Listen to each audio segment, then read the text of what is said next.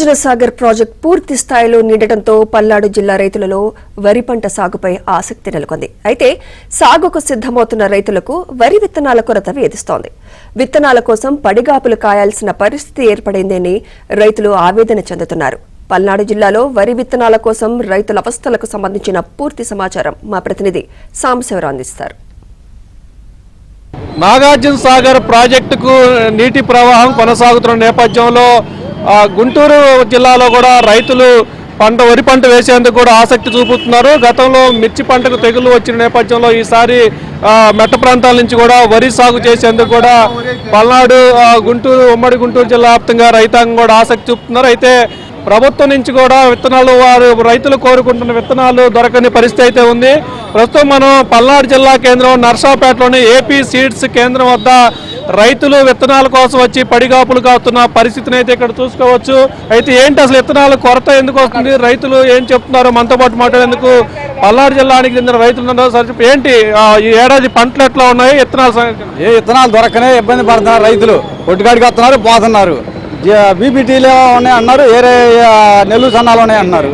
Jail లేవు, అది ఇన్నాళ్ళ నుంచి కాలువలు లేవు కాబట్టి ఇప్పుడు తినేదానికి జైలు వేసుకుంటే ఇబ్బంది లేకుంటుందని చెప్పి వాటి మీద ఆసక్తి చూపుతున్నారు ఎక్కువ. అది ప్రతి సంవత్సరం పంటలు వేస్తూనే ఉంటారు కదా, ఇప్పుడు ఎందుకు ఇంత ఆసక్తి చూపిస్తున్నారు? ఎందుకంటే ఇప్పుడు కాలువలు లేవు అని ఇన్నాళ్ళ నుంచి అది వేయాల ఎక్కువ. ఈ సంవత్సరం ఏమో తిండి గింజల కన్నా ఉంటాయి అని చెప్పి ఎవరి వాళ్ళే ఎక్కువ జైలు మీద పడ్డారు. సరే, ఏంటి ఎందుకు ఇప్పుడు ఎక్కువ మంది ఆ జేజేఎల్ని కోరుతున్నారు, ఏంటి ప్రధాన కారణం? జేజేఎల్ అంటే బస్తాకు 200 తేడా ఉందండి. బీపీటీకి వీటికి ఈ తిండికి బాగుంటాయని మిల్లర్స్ కూడా మాకు జేజేఎల్ అయితే చెప్పండి అంటున్నారు. కొనటానికి కూడా ఎన్ఎల్ఆర్లు ఇటు కొంటే బస్తాకు 200 తేడా ఉంది. 30 బస్తాల మీద 6000 తేడా వస్తుందని ప్రతి ఒక్కళ్ళు జేజేఎల్కి ఆశ చూస్తున్నారు. కానీ ఏంటంటే ఇక్కడ పంట లేదు, గవర్నమెంట్ కాడే విత్తనాలు లేవు అనేది మాట్లాడుతున్నారు. ఇల్లు ఉండి అయిపోయినాయి అన్నారు. నిన్న కొట్టికాడికి వచ్చాము, 5 దాకా కూడా 8 దాకా కూడా కొట్టి తీయలేదు. తెల్లారుజాము 3 దాకా అమ్మేమన్నారు. ఎవరికి అమ్మేది మాకైతే ఇప్పుడైతే విత్తనాలు లేవు అంటున్నారు. అది జరుగుతుంది.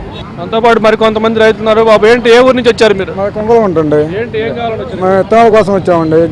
జేజేఎల్ విత్తనాలు కావాలని చెప్పి వచ్చాము.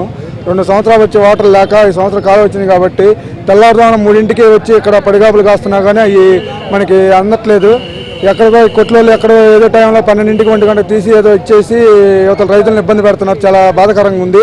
ఇవాళకి 3 రోజులు బట్టి ఇదే రకంగా గుంపులుగా రోజుకు 400-500 మంది వచ్చి ఇక్కడ నర్సాపేటలో ఉండటం జరుగుతుంది. కనీసం నైట్ 12 దాకా కూడా వేచి ఉన్నా కానీ మాకు సహకరించట్లేదు ఎవరైనా సరే. మాకు చాలా బాధాకరంగా ఉందండి. ఇది ఏదైనా సరే గవర్నమెంట్ డిపార్ట్మెంట్లోకి చేరి ఇది రైతులకి ఇబ్బంది లేకుండా చేయాలని మేము కోరుకుంటున్నామండి.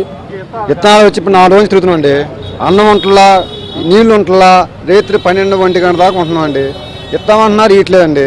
మాకు సమస్యలు బాగున్నాయండి. కాలాలు వచ్చి ఉన్నాయి, 4 టైము మాకేం అందట్లేదు విత్తనాలు. మాకు ఆ కొరత లేకుండా తీరవాలండి.